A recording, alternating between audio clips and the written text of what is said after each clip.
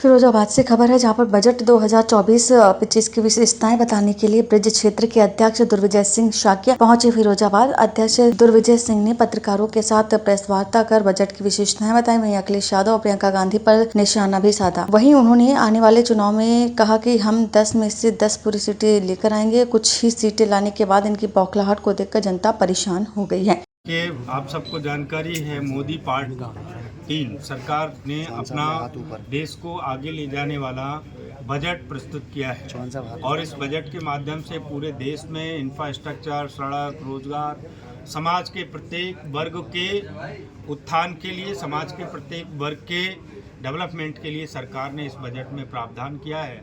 साथ ही साथ सरकार ने उत्तर प्रदेश के विकास के लिए केंद्र सरकार ने उत्तर प्रदेश को उत्तर प्रदेश बनाने के लिए भी विशेष प्रावधान इस बजट में किए गए हैं, जिसके तहत लगभग कर्ज गारंटी योजना से उत्तर प्रदेश को 20 लाख इकाइयों को जीवन दान, 22 लाख नए उद्यमियों को तैयार करने का टारगेट इस बजट में किया गया है।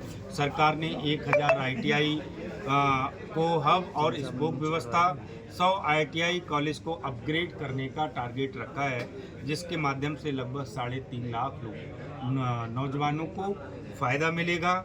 साथ ही साथ उत्तर प्रदेश में जो केंद्र सरकार है उसके माध्यम से चालू वित्त वर्ष में इंफ्रास्ट्रक्चर को लेकर लगभग 40,000 करोड़ रुपए मिलने की संभावना है, जिससे 10 नए राष्ट्रीय राजमार्ग, 2000 नई सड़कें बनाने का प्रावधान उत्तर प्रदेश में किया गया है।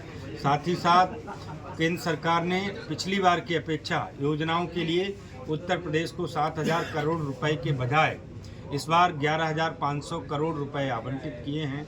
साथ ही साथ केंद्र द्वारा प्रायोजित योजनाओं के लिए अपेक्षित 90,000 करोड़ के बजाय सरकार ने 96,000 करोड़ रुपए केंद्र सरकार ने इस बजट में आवंटन करने का काम उत्तर प्रदेश के लिए किया है।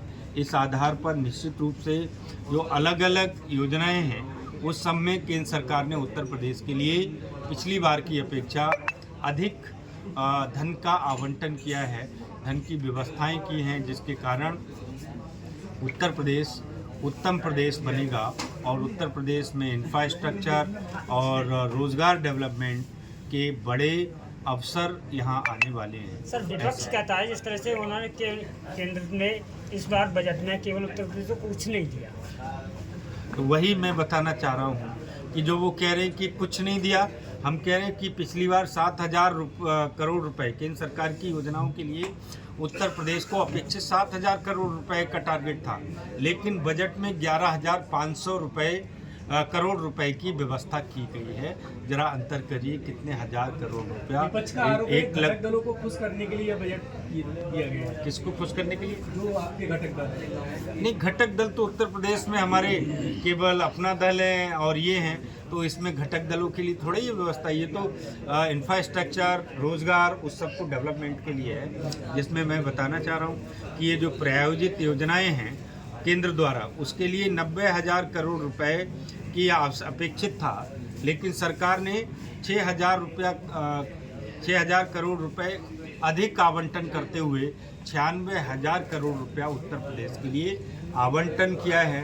विपक्ष झूठा नैरेटिव तैयार करने के लिए जाना जाता है।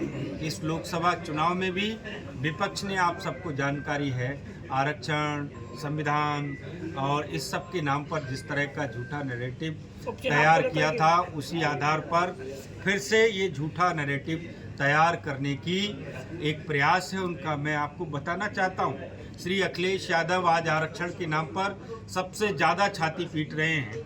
मैं उनसे पूछना चाहता हूँ कि जब उनकी सरकार थी तो दलितों के प्रमोशन में आरक्षण का विरोध करने वाली कोई सरकार थी तो वो समाजवादी पार्टी की सरकार थी। और उत्तर प्रदेश में अगर दलितों पर सर्वाधिक अत्याचार अगर किसी गवर्नमेंट में हुए तो डाटा उठा लिया जाए तो उसमें अखिलेश यादव की सरकार में हुआ था।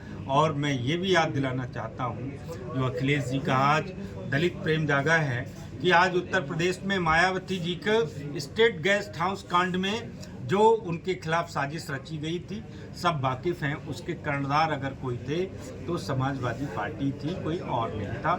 इसलिए विपक्ष ये झूठा नैरेटिव फैला रहा है। ये बजट के हमने आपके लिए प्रावधान दिए हैं, इससे आप सब लोग सम्मानित पत्रकार हैं, आप सब जानते हैं, पढ़े लिखे हैं। फिरोजाबाद से ब्रजेश राठौर की रिपोर्ट।